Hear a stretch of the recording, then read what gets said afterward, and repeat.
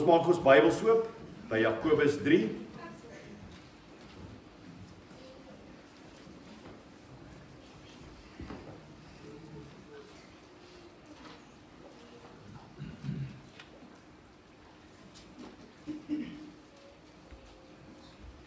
Jakobus, dit wat hy hier gesê het, het hy al ook herhaal en hy gaan daarop verder voortbou. En daarom het ek besluit om die hele gedeelte vir julle te lees van vers 13 tot 18.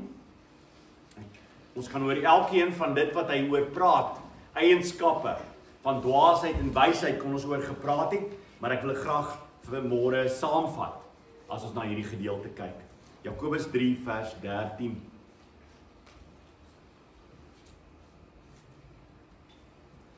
Kom ons buig ons hoofde saam.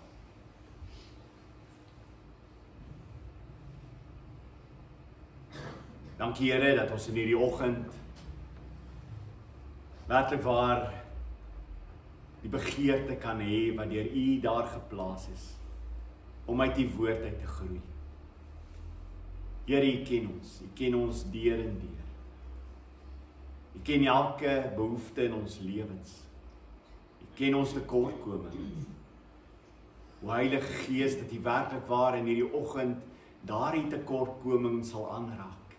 Dat U tot dit sal spreek. Dat ons werklik ontvanklik sal wees om te luister na U woord en om in te val en in te pas by U raadsplan vir ons lewens. Spreek Here, want ons as U slawe luister. Amen. Jakobus 3 vers 13. Wie onder julle is wys en verstandig? Nou enige persoon wat dadelik sy hand opsteek, jy is die laaste ene. Nee, dis dit nie. Laat hy deur die goeie opgedrag sy dade met sagmoedige wysheid toon. Maar as daar bittere afguns en selfsug in julle harte is, moet julle dan nie op wysheid beroep en teen die waarheid lieg nie. Dit is die wysheid wat van bo kom nie, maar aards, nie geestelik en demonies. Want waar afguns en selfsug heers, kom wanorde en allerlei gemeene dade voor. Maar die wysheid van bo is in die eerste plek suiwer, of is rein, is die woord daar in die Grieks, rein. Verder ook vredelievend, bedagsaam, inskikkelik, vol deernis, goeie vrugte, onpartydig en ongeveins. En die vrug van geregtigheid word in vrede gesaai vir hulle wat vrede maak. Net tot sover.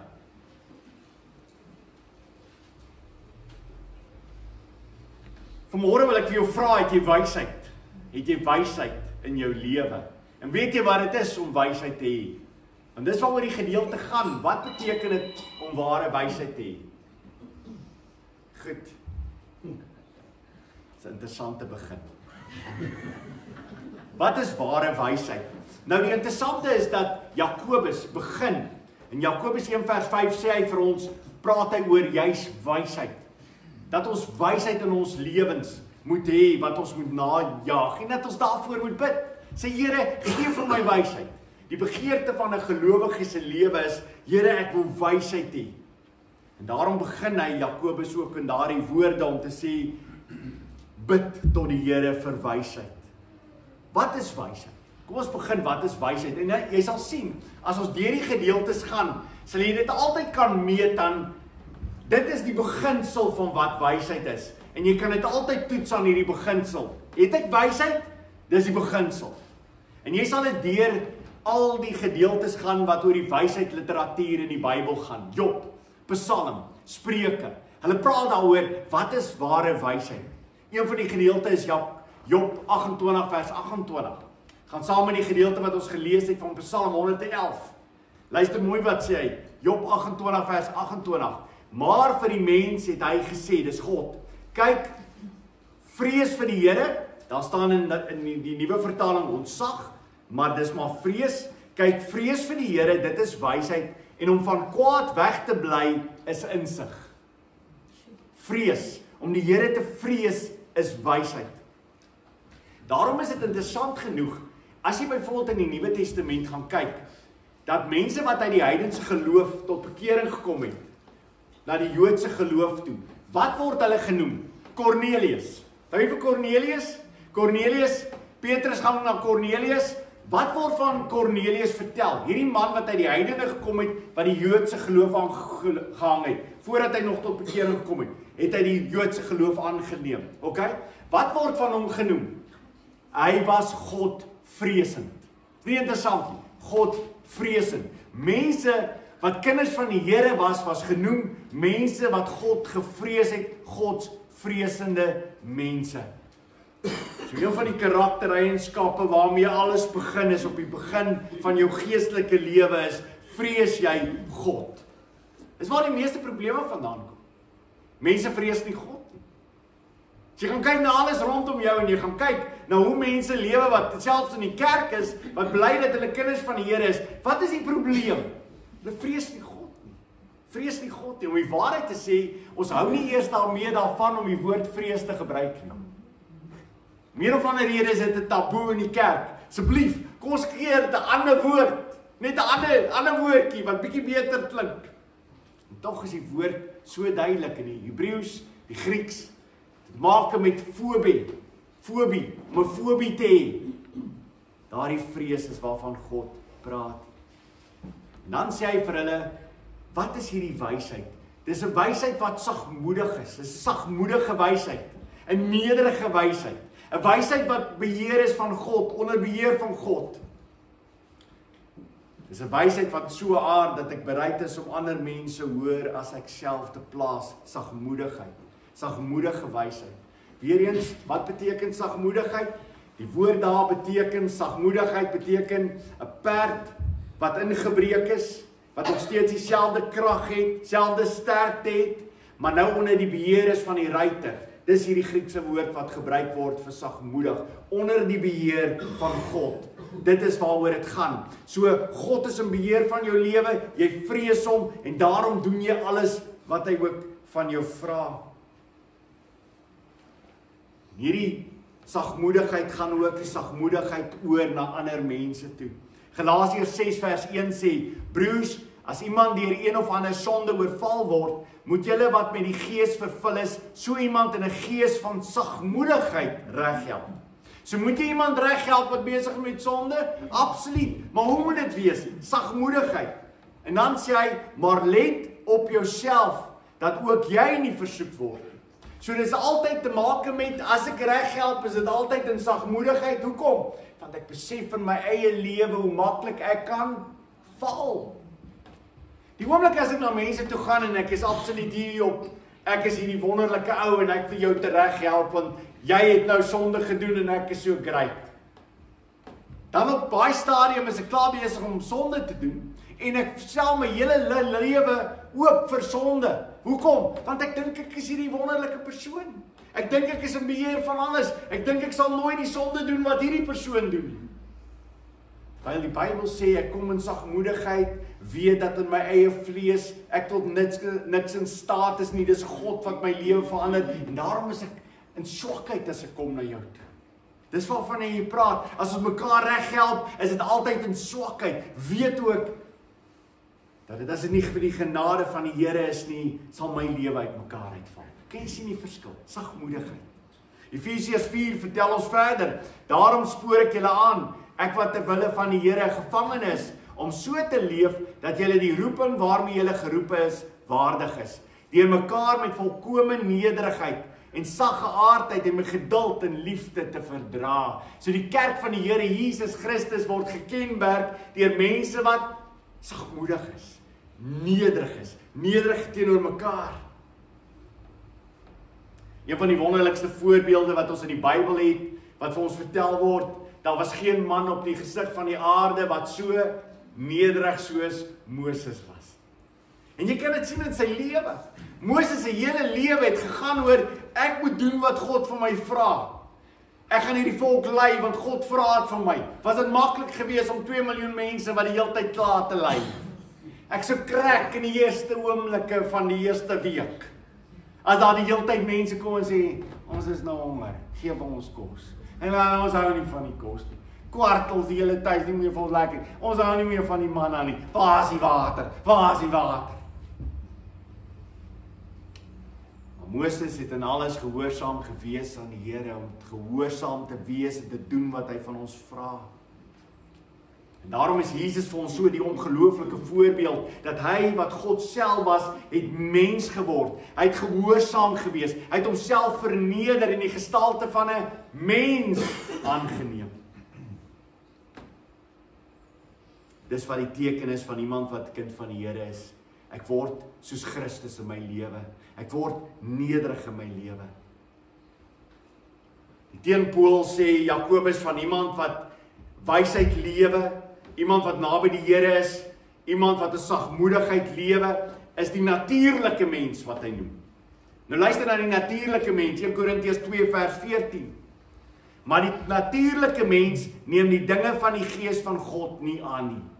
Die natuurlike mens. Partykeer in ons lewens, en ons maak baie keer die fout as kinders van die Here. Partykeer wil ek graag vir mense goeders leer, dat hulle net hierdie klomp goeders kan aanvaar voor hulle by die Here uit. Die Here sê vir ons, die natuurlike mens sal nooit die dinge van die Here aanvaar nie, sal dit nie verstaan nie. Okay, so wat het nodig om te gebeur? Waarvoor moet ek bid vir my familielid, vir my vriende, vir my bure? Wat moet die Here doen? Hulle moet gebore word van bo. Gebore word van bo. Die oomblik as iemand natuurlik bely dat hy kind van die Here is, dan moet ek vir hom hou aan die standaard van God. Dit is reg so. Maar ek weet in elke omstandighede dat as iemand in die wêreld is, sal hy dit wat God sê nie kan verstaan nie. Maar die natuurlike mens neem die dinge van die gees van God nie aan nie, want dit is vir hom dwaasheid. En hy kan dit nie verstaan nie, omdat dit geestelik beoordeel word. Op daai stadium bring die Here jou by die punt en sê, hy kan dit nie verstaan nie. Hy kan nie. Maak nie saak hoe mooi jy dit vir hom verduidelik of vir haar verduidelik nie, hulle kan dit nie verstaan nie. Hoekom? Want dit is 'n werk van God. En as jy dit nie verstaan nie wat die Bybel vir ons sê nie. Ons dink die hele tyd, maar as ek dit net op 'n mooi manier en mooi kan verduidelik, dan sal hy verstaan, hy sal verander. Die Bybel sê, hy kan nie. Wie verstaan wat die woord kan nie beteken? Kan nie. Verstaan jy Afrikaans? Kan nie. Beteken dit is onmoontlik. Dit is onmoontlik. Hy kan dit nie doen nie. So die mens wat in die wêreld is nie wys nie, en daarom kan hy die wysheid van God nie verstaan nie. Dan gaan hy verder, hy sê iemand wat nie wys is nie, iemand wat in bittere afguns lewe, daai bitterfontein waarvan hy gepraat het. Iemand wat as hy sy mond oopmaak, is dit altyd skerp, afgunstig en neerhalend. Dis daai persoon. En ek hoop nie ek praat vir jou vanmôre nie. Jy's altyd jaloers op iemand anderste. Altyd 'n jaloesie. En daarom is jy iemand wat afgunstig is. In hierdie gedeelte in Jakobus het Jakobus vir ons duidelik gestel dat mense moet na mekaar kyk. Armes na die sorg, hoor hierso, hoe lewe ek? Rykes sorg vir die armes. Moenie dink dat jy beter as hulle is nie. So daardie bittere afguns. Nou praat ons van mense wat weer van die arm kant af staan en miskien na die rykes kyk en afgunstig is op hulle. As jy God vrees, kan jy nooit afgunstig wees op enigiemand nie. Waarom? Waarom kan jy nie?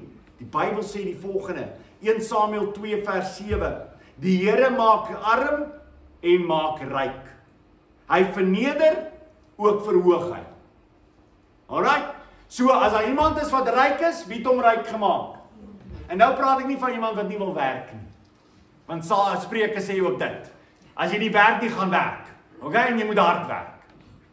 Ons praat nie van dit nie. Ons praat van, as ek in my lewe ryk geword het, wat weet ek? God het ryk gemaak. En as ek nie so ryk is as daai persoon nie, maar ek werk, en ek is arm, dan weet ek, God het my arm gemaak. Wonderlik. Prys die Here daarvoor. Hy wou nie gehad het, ek moes ryk wees nie, want hy het geweet, ek sou dit nie kon hanteer nie. Dink jy kan dit hanteer? Dink jy kan 'n ander posisie hanteer wat God vir jou gee? Spreuke 10 vers 22, die seën van die Here, dit maak ryk, en moeitevolle arbeid voeg niks daarby nie. So hy wil verder gaan en vir jou sê, hoor hierso, moet asseblief asseblief tog net nie sê, ja, maar ek het ryk geword omdat ek baie hard gewerk het nie. Ek daag jou uit om in iemand se tuin te gaan werk vir 'n dag.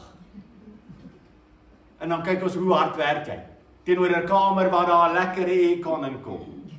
Alright, so dank die Here vir wat jy het. Moet nooit in jou lewe dink, hoor hierso, ek werk harder en daarom het ek wat ek het en hy nie wat hy het nie, wat ek het nie. Alright, so die Bybel sê ek is die een wat in beheer is van alles. Kan jy verstaan hoe ewe skielik die Here ons so afsny, net so bo die knie? Daar's niks wonderlik in jou nie. Niks waarop jy kan roem nie. En daarom sê die gedeelte Jakobus sê, daarom kan niemand arrogant wees nie, selfverheerlik wees nie, oor jou eie lewe gaan, jouself opblaas.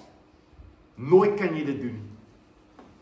Jeremia 9 vers 23 sê, so sê die Here, 'n wyse moet hom nie op sy wysheid beroem nie, en 'n magtige moet hom nie op sy krag beroem nie, en 'n ryke moet hom nie op sy rykdom beroem nie. Slegs hierin moet die een wat wil roem hom beroem, dat hy insig het en my ken, naamlik dat ek die Here is wat troue liefde, reg en geregtigheid handhaaf op aarde, want daarin vind ek vreugde, sê die Here. Dit is die uitspraak van die Here. Iemand wat arrogant is, iemand wat vol van homself is, iemand wat nie oplet na mense rondom hom nie, is iemand wat nie die wysheid het nie. Alles gaan oor my.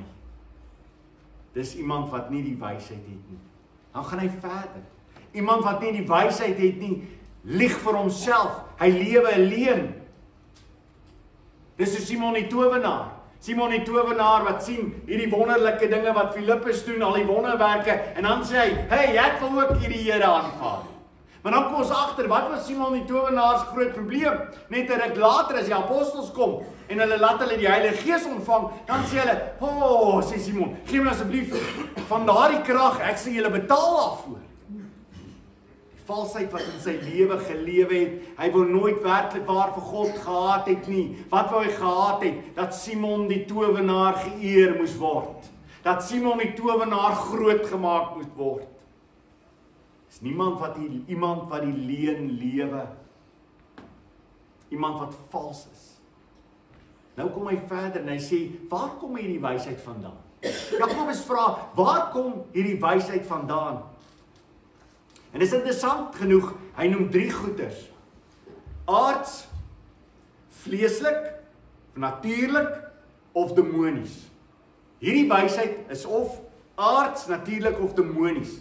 Dit is interessant genoeg dat Johannes bou voort op dit ook. Hy noem dit ook in Johannes Evangelie. So kom ons maak ons Bybel saam daar oop. 1 Johannes 2.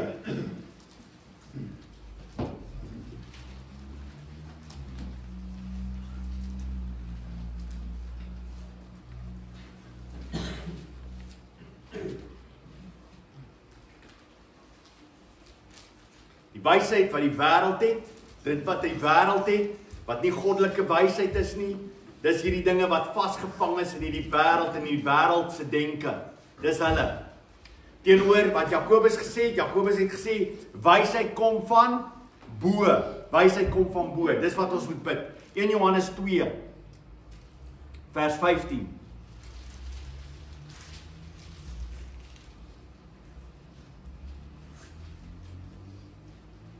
Moenie die wêreld of wat in die wêreld is lief hê nie. As iemand die wêreld liefhet, is die liefde van die Vader nie in hom nie. So dis baie duidelik is dit nie. Iemand wat in die dwaasheid van hierdie wêreld lewe, waarvoor is hy lief? Vir die wêreld. Dis mal oor die wêreld en die wêreldse dinge en die wêreldse aanvaarding. Dis wat hy soek in sy lewe. Vers 16. Want alles in die wêreld, dit wat die liggaam begeer. Okay? Dit wat die liggaam begeer. So wat is die eerste ene? Dit is ook, dis die wêreld, die tweede in die liggaam begeer, dit wat die vleeslike begeer, en dit wat die oë begeer, arrogante spoggery en besittings, is nie uit die Vader nie, maar die wêreld. En die wêreld en sy begeertes gaan verby, maar wie die wil van God doen, bly tot in ewigheid. Okay, dis die probleem. Wat is jy besig om na te jaag? Die wêreld? Natuurlike dinge, en hier sê Jakobus iets by, demoniese dinge. Demonies, die leer van demone. Het is ongelooflik dat die Bybel vir ons waarsku dat die kerk van die Here sal baie keer mense wat in die kerk sit, hulle sal begin om leerstellings te leer wat demonies is. Dis hoe ongelooflik dit gaan wees. En hoe nader ons aan die Here se koms kom, hoe meer gaan ons dit ondervind. Dat dit wat in kerke geleer word is tot demonies wat hulle leer. 1 Timoteus 4. Miskien moet jy saam met my dit kyk. 1 Timoteus 4 vers 1.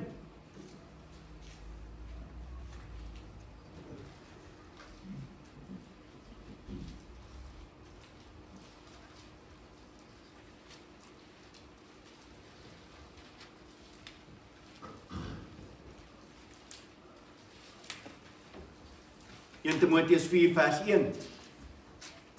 Maar die Gees sê uitdruklik dat in die laaste dae sommige mense van die geloof afvallig sal word. Okay? Ons het dit gesien ook. Tessalonisense sê vir ons, voordat die anti-kris kom, wat gaan gebeur? 'n Groot afvalligheid. Afvalligheid. Mense gaan vanuit die kerk uit totaal afvallig raak. Dis waarvan die Bybel praat. Dit praat nie oor die wêreld nie, die wêreld is klaar afvallig. Praat oor mense wat kerk toe kom en wat afvallig gaan word. Dis nie ware kinders van die Here nie. Dis mense wat voorgee. Van die afvalligheid sal word omdat hulle ophou met dwaalgeeste en leringe van demone. Kan jy glo dat daar 'n tyd gaan wees waar mense die leerstellings van demone gaan aanhang ook in die kerk? Ongelooflik. En ek moet vir jou sê, dis klaar besig om plaas te vind. In sterk. Ek dink met jouself wat in kerke vandag geleer word en jy's geskok. Ek meen, 'n man is 'n man en 'n vrou is 'n vrou en 'n man trou met 'n vrou en 'n vrou trou met 'n man. Net daai beginsel wat kom uit Genesis uit word nie meer vandag in kerke verkondig. Kan jy dit glo? Die basiese. Dis 'n demoniese leer. 'n Demoniese leer is wat wil die duiwel hê? Die duiwel wil mense vernietig. Wat is beter om die mense te vernietig as om te sê jy's nie meer 'n man nie? Jy's nie meer 'n vrou nie. En moenie asseblief nie met 'n man trou met 'n vrou en 'n vrou trou met 'n man nie. Moenie dit doen nie. Ek sê vir jou enigiets anders te buitekant God se orde, jy tel. 'n Huwelik is klaar moeilik. Nou sit jy twee geslagte in die huwelik. Dieselfde geslag. Dis hel. Want die Here het elkeen so gemaak dat hulle by mekaar kan aanpas. Hierdie leer is demonies. Dis 'n demoniese leer. Jy sien goedes wat in kerke plaasvind en jy dink by jouself, dit wat plaasvind noem hulle die Heilige Gees, maar dis nie die Heilige Gees nie, dis demonies. Daar's niks van die Heilige Gees in hierdie goedes nie. Dis waarvan die Bybel praat. En hy sal sê die mense sal dit volg. Hulle sal totaal afvallig raak. Waarom? Omdat hulle nie God se wysheid soek nie. Hulle is nie agter God se wysheid aan nie. Hulle hou van die wêreld se wysheid. Paulus skryf oor hierdie gemeente in Korintiërs, skryf hy vir hulle, want hy's bekommerd oor hulle. En jy kan sien Korintiërs is so 'n gemeente wat totaal nie in wysheid lewe nie. Daarom begin hy vir 1 Korintiërs om vir hulle te sê, wat is ware wysheid? Wysheid, wat beteken dit om wys te wees? Korintiërs is nie mekaar. En dan kom hy in 2 Korintiërs 11 vers 3 en hy sê die volgende: maar ek is bang dat soos die slang Eva met die geslepenheid mislei het, julle gedagtes dalk bederf kan raak, verwyder van die opregte en reine toewyding aan Christus. Nou sê hy vir dan vers 4, want as iemand 'n ander Jesus kom verkondig, wat ons nie verkondig het nie, of julle ontvang 'n ander gees wat julle nie ontvang het nie, of 'n ander evangelie wat julle nie aanvaar het nie, verdra julle dit geredelik. Kan jy dit glo? Kan jy dit glo, dat mense op die ou einde, en ons gaan praat oor vrede, wysheid met vrede, maar dat mense wat in die kerk sit, baie keer eerder die vrede wil handhaaf, as om vir iemand te sê, dit wat jy daar leer, kom nie van God af nie. Ek is lief vir jou, maar ek moet vir jou sê, dit staan nie in die Bybel nie. Waar kry jy dit uit die Bybel uit? Is dit nie liefde nie? Is dit nie wysheid nie? Nee, sê hy, hierdie kerk is nie so nie. Hierdie kerk is besig om alles te aanvaar wat mense sê. Hulle luister na een predikant wat die woord verkondig en hulle sê, wow, dit is wonderlik, kyk, hierdie man staan op die woord. En vanmiddag luister hulle op die TV, wat totaal iets anders verkondig, en sê hulle, hierdie ou is oulik. Hulle is totaal teen mekaar. Hulle weet nie eers meer wat's reg en wat is verkeerd nie. Hulle kan nie onderskei nie. Dis die probleem. Dis mense wat nie wysheid het nie. Vers 13 van dieselfde gedeelte 2 Korintiërs 11. Want sulke mense is valse apostels, slinkse werkers, terwyl hulle self vermom as apostels van Christus, hulle vermom hulle self. En geen wonder nie, want selfs die Satan vermom hom as 'n engel van die lig. Is hy 'n engel van die lig? Nee, hy is nie. Net in geval, baie mense sê hy's 'n engel van die lig, hy's nie meer 'n engel van die lig. Nee, hy vermom hom as 'n engel van die lig. Hy kom voor as die engel van die lig. Want hy kom vertel vir jou wat jy ook al graag wil hoor, maar hy sit net so half 'n spin daarop, dat dit dan nie net so te sleg klink nie, dit klink daarom geestelik. En daarom sien ons vandag die absolute valse, waaronder het hulle die versiersuiker, hulle die versiersuiker, oor 'n absolute, kom ons sê dis 'n sokkerbal, daar's niks van 'n koek wat daar is nie, het hulle die versiersuiker gegaan en daaroor geplak. Miskien moet ons dit meer vat as 'n rots, en hulle die versiersuiker op die rots geplak, en wie wat die versiersuiker wat hulle op die rots plak? Liefde. Liefde. Jy kan, as jy lief, jy moet net lief hê, totdat jy daai rots byt. En agterkom,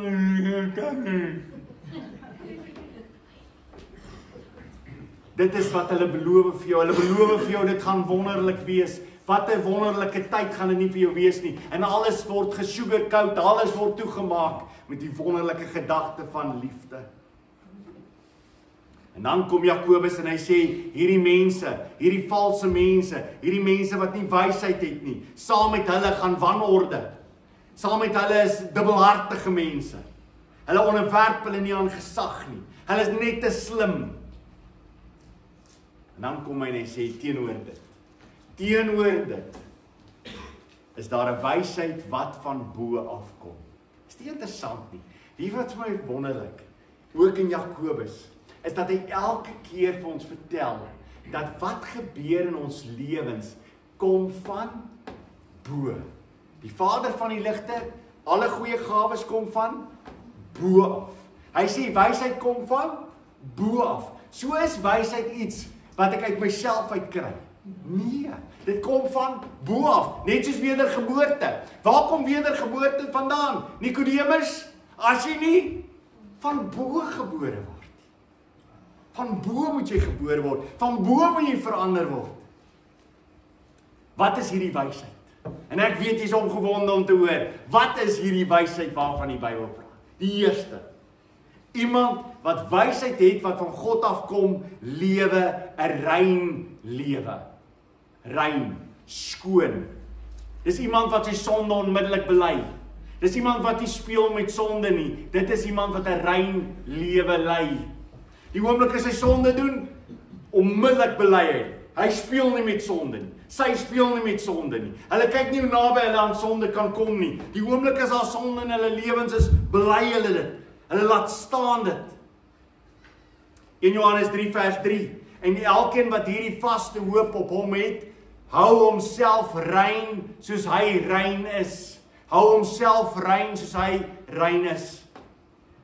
As Dawid praat oor sy sonde en hy bely sy sonde, in Psalm 51 sê hy die volgende: sluit die oë vir my sonde en al my sondeskuld, wis dit uit. Skep 'n rein hart vir my, o God, skep vir my 'n rein hart.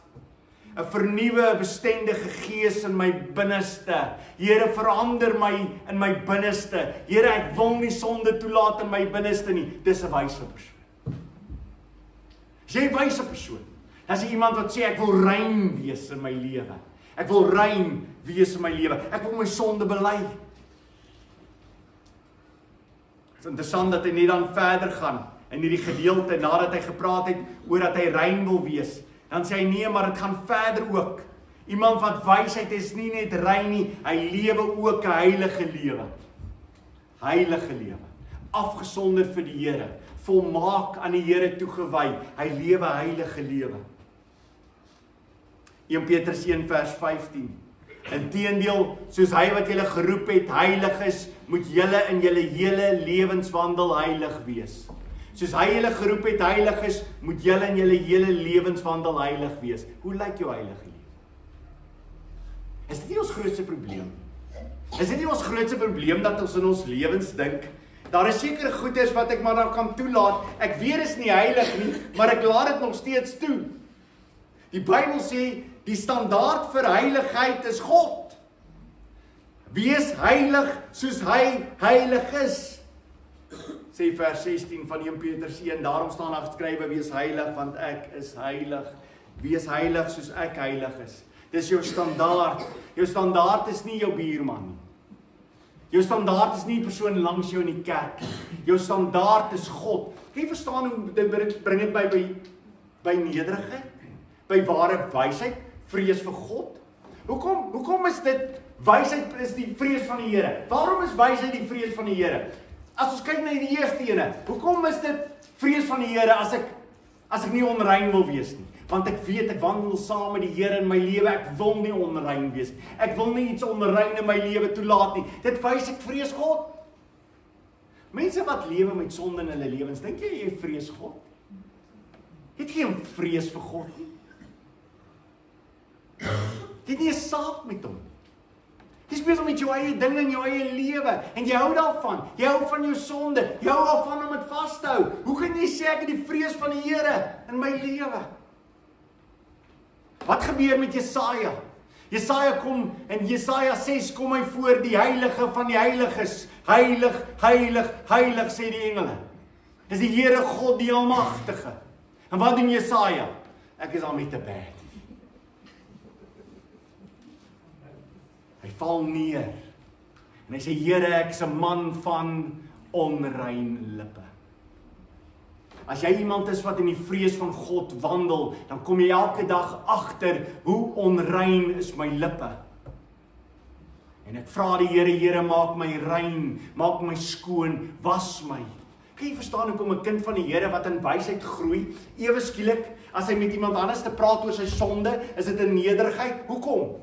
Want hy sien hom in homself, hierdie ongelooflike tekort van onreinheid, heiligheid.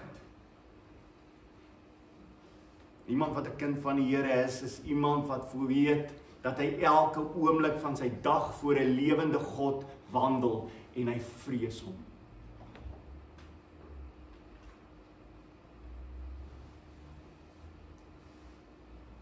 Hy gaan verder en hy sê iemand wat wys is iemand wat bedagsaam is. Dit gaan weer saam met nederigheid wat hy beskryf het. Iemand wat bedagsaam is. Iemand wat ander mense eerste in gedagte het. Hy dink altyd eerst aan ander, voor hy aan homself dink. Dis amper so 'n moeder eienskap. Nee, ek baie keer dan sê Ellen vir my, sy gaan nou winkels toe om vir haar iets te koop. Toe ons kinders gehad het. En dan kom sy terug met iets vir die kinders. Dis daai ding wat die Bybel vir ons sê, my eerste gedagte is altyd ander mense. Dis wat hierdie woord beteken, bedagsaam. Ek dink altyd eers aan ander mense. Dit gaan nie oor my nie. Ek kom by die kerk aan en ek kyk, is hier nie nuwe mense nie? Is hier nie iemand wat dalk vreemd voel nie? Is hier mense wat dalk hartseer is nie? Dis my eerste behoefte is, ek wil hê mense moet gelukkig wees. Dan kry jy die persone wat dwaas is. En hulle stap in en sê, ek hoop die mense sien my raak. Ek hoop hulle weet waar ek sit. En dan sit ek daar, vinnig, op my stoel. En dan staan ek op en dan stap ek uit en sê, niemand het my gegroet. Die Bybel sê, dis iemand wat, nee, dit gaan oor homself. Hy sê, die wysheid is nie so nie. Want die wysheid is iemand wat besef, daar is niks in my wat wonderlik is nie. Alles wat ek het, is van God af. Hoe wonderlik is dit nie? Dan kom hy by die volgende. Hy sê iemand wat wysheid is iemand wat inskikkelik is. Die Griekse woord het daar te maak met iemand wat altyd bereid is om te leer. Iemand wat die hele tyd wil leer uit die woord van die Here. Hy is altyd gereed, sy is altyd gereed. Hulle wil hoor wat die woord van God sê. En as hulle agterkom, hoor hierso, dit wat ek glo het is nie in lyn met die woord nie, onmiddellik sê hulle, hey, hierdie ding is nie reg. Ek wil leer, ek wil kom in lyn met God se woord. Dis iemand wat inskikkelik is. Inskikkelikheid waarvan die Bybel praat is nie iemand wat altyd net ja sê. Ja. Iemand kan vir jou sê, jy sê ja. As jy die nuutste ding op die mark hoor, dan sê jy ja. Dis nie inskikkelik nie. Inskikkelik is iemand wat wil bly by die woord. Hy ondersoek die woord. Hy bestudeer die woord. Hy kom Sondag kerk toe. Hy luister na die woord. Sy luister na die woord. Die oomblik as hulle iets hoor wat hulle weet dis verkeerd in hulle lewens, onmiddellik bring hulle dit in by God se woord. Onmiddellik bely hulle dit. Onmiddellik sê hulle, Here, dis wat die woord vir my leer. Iemand wat wysheid het, is iemand wat barmhartig is. Barmhartig is. Dit is baie interessant genoeg, dat as jy na hierdie gedeeltes kyk wat Jakobus noem, kan jy sien, Jakobus was 'n man gewees, wat gehoor het van Jesus se bergpredikasie. Want jy sien, elke ding wat hy besig is om te noem, haal hy uit die bergpredikasie, uit Matteus 5 en 6 en 7, is hy besig om die hele tyd uit te trek. Hy's besig om dit te verryk. Hy bring die Ou Testament in, want die Jode wat na hom luister, wat tot bekering kom het, hy vertel vir hulle al die dinge wat Jesus geleer het. Hy sê, as jy wysheid het, is iemand wat barmhartig is. Barmhartigheid. Geseënd is die wat barmhartig is. Geseënd is die wat sagmoedig is. In Johannes 3 vers 16 sê, hieraan ken ons die Vader, dat hy vir ons sy lewe afgelê het, ook ons behoort ons lewens vir ons broers af te lê. Barmhartigheid. Lê jou lewe af vir jou broer. Hoe bly die liefde van God in iemand wat genoeg aardse besittings het en sy broer sien gebrek ly, maar sy hart nogtans vir hom toesluit. Sy hart vir hom toesluit. Nou kom ek sê vir jou, as jy 'n kind van die Here is en jy's baie bang dat iemand se lewe, as hy met jou of sy met jou gaan praat, dat dit jou dalk gaan aankla, die beste wat jy kan doen is, kyk hoe vinnig is moontlik dat jy die kerk kan verlaat. Dit help. Want kom ek beloof vir jou, die oomblik as jy begin om met mense te meng, en met hulle te begin te gesels, kom jy agter wat? Hier's behoefte. Daar's nood. Daar's mense waarvoor ek moet omgee. Daar's mense wat die Here vir my roep en sê, raak betrokke. Maar solank ek ver weg staan, is alles piekfyn. Dit is iemand wat nie in wysheid lewe nie. Dis iemand wat nie barmhartigheid het nie. En dan, wie is wys? Iemand wat besef, ek gaan niemand in my lewe voortrek. Dis wysheid. Wysheid sê Jakobus is iemand wat nooit kyk na iemand anders wie wat hy is en wie hy is in hierdie wêreld nie. Okay? Dis hierdie hele ding van beoordeel. Die Griekse woord wat te maak het met jou gesig, om te kyk na jou gesig. Dit is nie waarna jy kyk nie. Dis nie hoe jy lewe nie. Niemand sit jy in 'n hoër rang as ander mense nie. Luister mooi wat sê die bergpredikasie hieroor. Matteus 5 vers 44. Maar ek sê vir julle moet julle vyande lief hê. Is dat maar mooi, hè? Jy moet jou vyande lief hê. Kan jy sien hoe die Here net alles afsny? Jy sal graag wil hê hy moet vir jou sê, Kosie en Jannie en Pietie. En hierdie persoon sal dit goed wees om jou lief te hê. Hy sê jy moet jou vyande lief hê. So wie wat gebeur ewe skielik? Wat van al die ander mense? Okay, so almal is ingesluit, is dit nie? As ek sê, maar ek het hierdie persoon is lelik teenoor my, dan sê die Here, okay, so jy moet hom lief hê, want jy moet jou vyande lief hê. Wat gaan verder? Hy sê, seën die wat julle vervloek. Hierdie is so toepaslik in jou dag se lewe. Jy ry saam agter iemand, en iemand ry voor jou in, of iemand doen die verkeerde ding, en wat doen jy? Here, ek wil hierdie persoon seën. Here, ek wil vir hom bid, vir haar bid. Mag hulle werklik waar 'n ontmoeting met U hê. Wat sal gebeur in jou lewe? Maar is jy iemand wat kwaad raak? As iemand voor jou inry, dan raak jy kwaad. Kan nie wees nie. Dit is nie die wysheid wat van bo kom nie. Hy sê jy moet jou vyande lief hê, seën die wat julle vervloek. Soos iemand jou vervloek, dan seën jy hom. Doen goed aan die wat julle haat. As iemand jou haat, doen goed aan hom. Kinders by die skool, dis baie maklik. As iemand jou haat by die skool, vat vir hom 'n sjokoladekoek. Wonderlik. Prys die Here, doen dit. Hoekom? Want die Bybel sê dit. Hy sê verder, hy sê vir ons in Romeine, en jy sal hom rooi van skaamte maak. En dan vers 45 van Matteus 5, sodat julle kinders kan word van julle Vader in die hemel is, Want hy laat sy son opgaan oor die slegtes en die goeies. Hy laat reën op die regverdiges en die onregverdiges. Dis my Vader. As dit my Vader is, gaan ek hom dien. Gaan ek lewe soos my Vader lewe. Hy sorg vir almal. Jy gesien gister het dit gereën. Was daar huise gewees wat jy verbygery het gesê, sien jy, nie gereën nie. Presies. Hier is die sondaars in ons gemeenskap. Hulle kry nie reën nie. Die Here gee net oor die goeies. Die erns het gekry. It's amazing, nee, almal in die buurt het reën gekry. Die boere het almal reën gekry. Dis my God.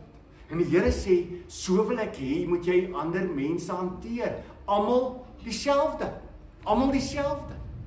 Dis wysheid. Is iemand wat nie 'n hygelaar is nie. Wysheid is mense wat nie voorgee nie. Nou as jy verstaan dat wysheid is die vrees van die Here, dan verstaan jy hoekom hygelary is iets wat nie in die vrees van die Here kan wees nie. Hoekom? Want jy dink jy kan iets wegsteek wat God nie sien. Onthou jy mense wat dit gedoen het? In die Ou Testament, wie is 'n voorbeeld van iemand wat weggesteek het? Ou Gehasie. Ou Gehasie. Wie hier is ongelooflik. Ou Gehasie, hy werk vir die profeet. Hy weet hoe magtig is hierdie God. Hierdie God weet van alles. Hy het dit gehoor by by Elisa. Hy het gehoor alles wat plaasgevind het. En hier kom Naaman aan. En ou Elisa wil niks vat van Naaman. En hy dink nou self, wat? Hier in my krokkie, ja, by my bed, is daar definitief 'n probleem met klere en al die goeders en geld. Ek gaan vir hom kry. En hy hardloop hy agter hom aan, en hy kry al die goeders en hy kom terug. En hy staan hy daar. Hy is reg vir die volgende opdrag van Elisa. En Elisa sê vir hom, van waar Gehasie? Van waar Gehasie? Is nog steeds die spreekwoord vandag nog. Arme Gehasie kan nie vrykom dat hy Gehasie was. Van waar kom jy? Jy het voorgegee. Jy het gedink jy kan vir die Here wegsteek. Jy het gedink niemand gaan sien nie. Wat van nou Agan? Agan dieselfde. Hy dink hy kan wegsteek. Jy het die goeie plat geslaan. Here sê jy vat niks nie. Agan sê jy gaan so 'n bietjie vat en met my tent wegbêre. Nuwe Testament. Ananias en Safira. Jy sê Petrus, jy het gelieg vir die Heilige Gees. Het jy gedink die Heilige Gees gaan nie saam met jou huis toe nie? Het jy so gedink? Hy is nie al by jou werk nie. Jy gedink hy is nie al by jou werk. As mense jou kwaad maak, kan weet hy glad nie daarvan. Die manier hoe jy met ander mense werk, dink jy die Here weet nie daarvan? O, jy's 'n Gehasie. Wie wat vir my die wonderlikste as ek praat oor wysheid, as ek dink oor hierdie wysheid, wie is hierdie persoon wat wysheid is? Ek wil gou 'n gedeelte saam met julle gaan lees. Kom ons maak ons Bybels oop by Matteus 15. Matteus 15.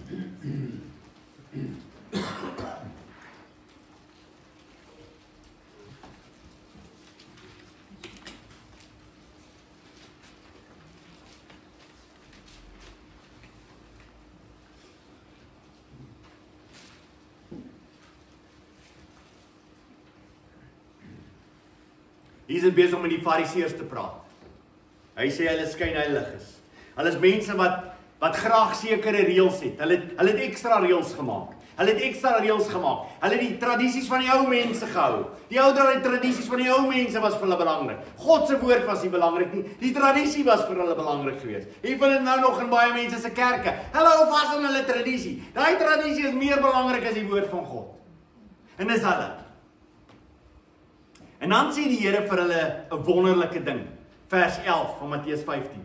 Dit is nie wat by die mond ingaan wat 'n mens onrein maak nie, wat by die mond uitgaan, dit maak 'n mens onrein. Okay? So daarmee maak die Here al die seremoniële wette, se maak hy tot 'n einde in homself. Hy sê dis nie die goedes nie. Dis nie die goed wat van buitekant af ingaan wat jou onrein maak nie. Waar kom die onreinheid vandaan? Uit jou hart uit. En dan luister wat die Fariseërs, die disippels vir hom dan sê oor die Fariseërs. Vers 12.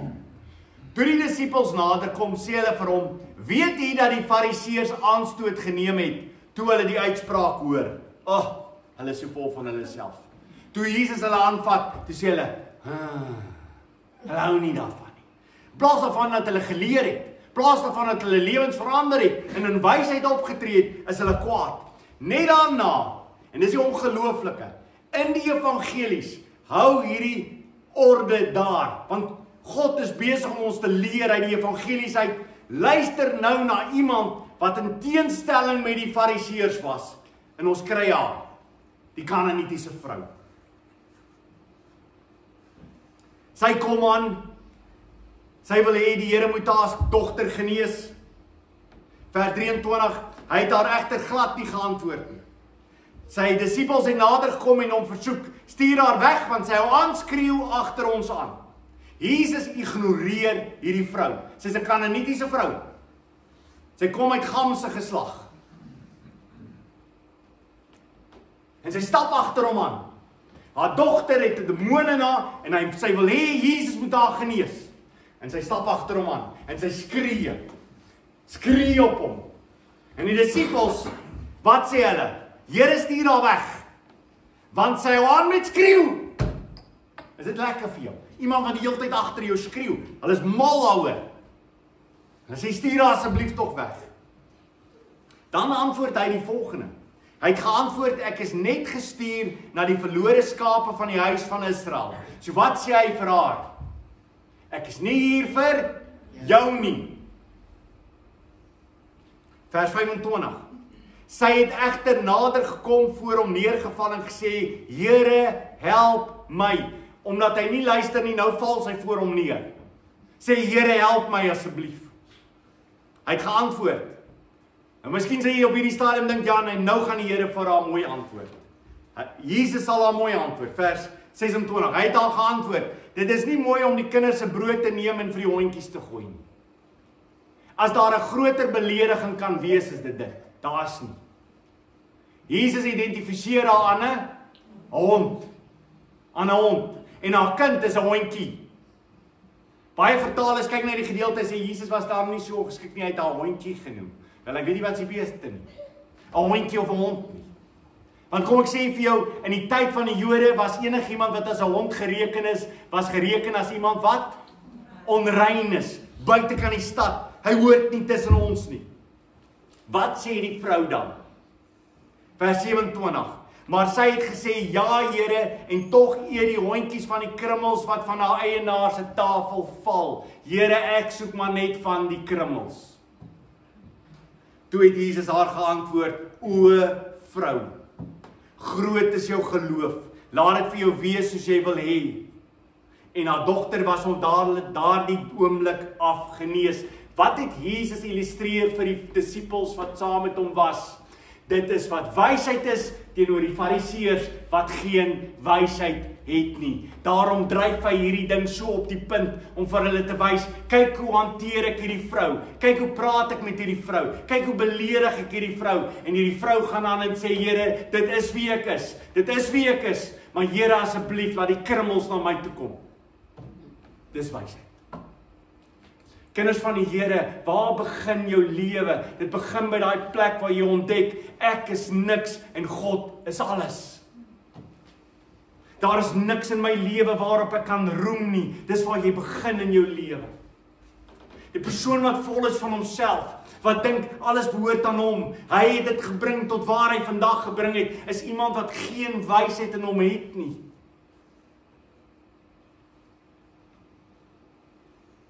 Wysheid is iemand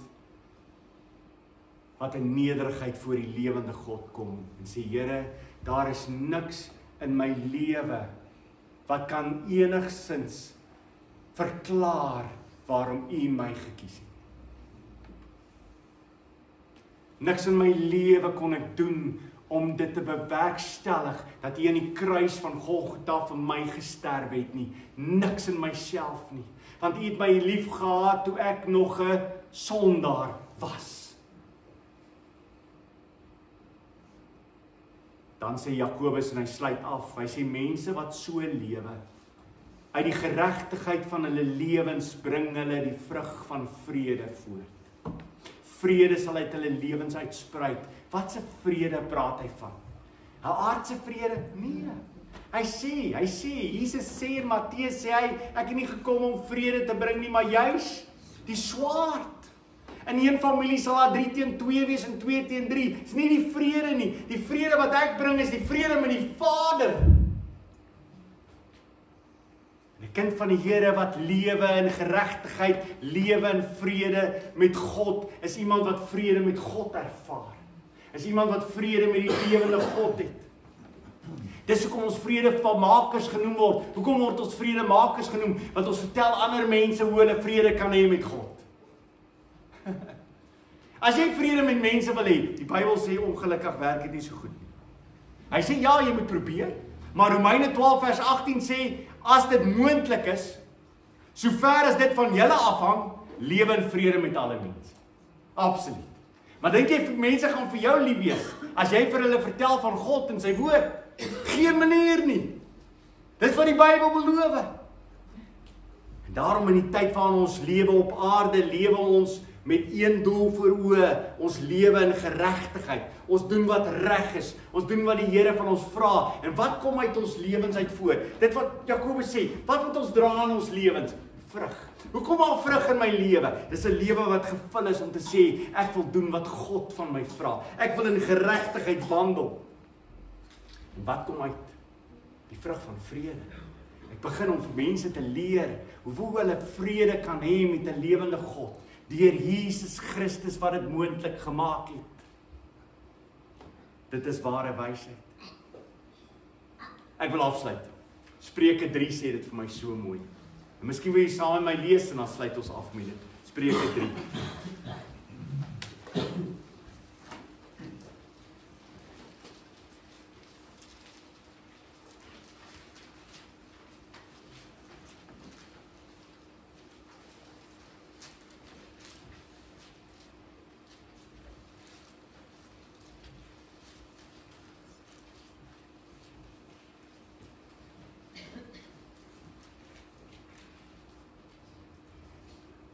Spreuke 3 vers 13.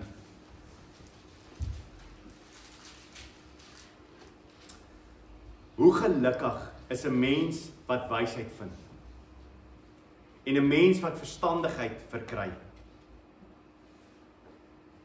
Ja, die wins wat wysheid lewer is meer as die van silwer, meer as die van goud is haar opbrengs.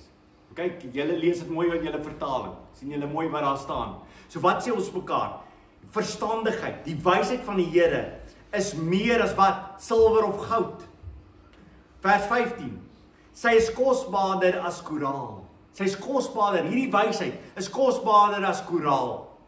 Niks wat jy begeer kan met haar vergelyk word nie. Wysheid. Niks wat jy op hierdie aarde het kan met haar vergelyk word nie. Die wysheid oortref net alles. En dan sê hy vers 16, 'n lang lewe is in haar regterhand. Jou lewe wat jy ontvang van haar af is 'n wonderlike lewe. Daar's vreugde in die lewe.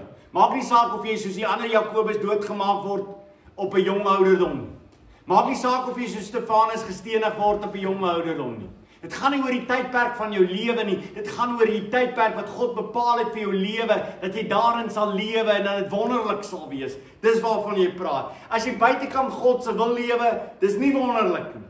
'n Lang lewe is in haar regterhand en haar linkerhand is rykdom en eer. Wat 'n rykdom, wat 'n eer wat van God afkom. Dit wat God van praat. Dis nie 'n fisiese nie. Dis nie materiële nie. Hy het dan nou net vir jou gesê, as jy dink, okay, so as ek wysheid na jaag eers gaan ek rykdom en eer kry. Magties, het jy nie die voorafgaande gelees? Hy sê dan vir jou, die wysheid is meer as silwer en goud. Okay, dit wat ons in die Here het.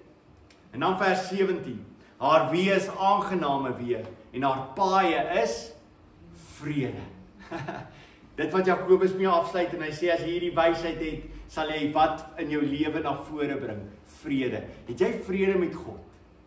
Dis die ongelooflikste ding om in jou lewe jou sonde te bely, weg te draai van jou sonde af, Christus Jesus na te volg, jou sonde af te lê, in heiligheid te lewe, in reinheid te lewe, om jou medebroers en susters lief te hê, om die wêreld lief te hê, om geen vyand te hê wat jy haat nie.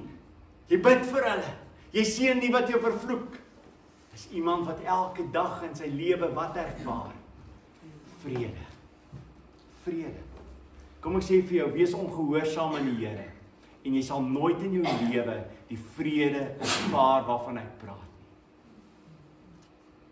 Hê iemand in jou lewe waarvan jy nie hou nie. Hê iemand in jou familie wat jy nie kan vergewe nie. Jy sal nooit in jou lewe vrede hê nie. En wie weet jy ongelooflike wat sal uitkom in jou lewe as jy nie die lewende God se vrede in jou lewe het nie. Wat sal uitkom? Bitterheid. Bitterheid. Afguns. Groot pratery. Dit kom nie van bo nie. Wat van bo af kom is rein, heilig, sagmoedig, barmhartig, inskikkelik, vol vrede. Amen. Kom ons buig ons hoofde.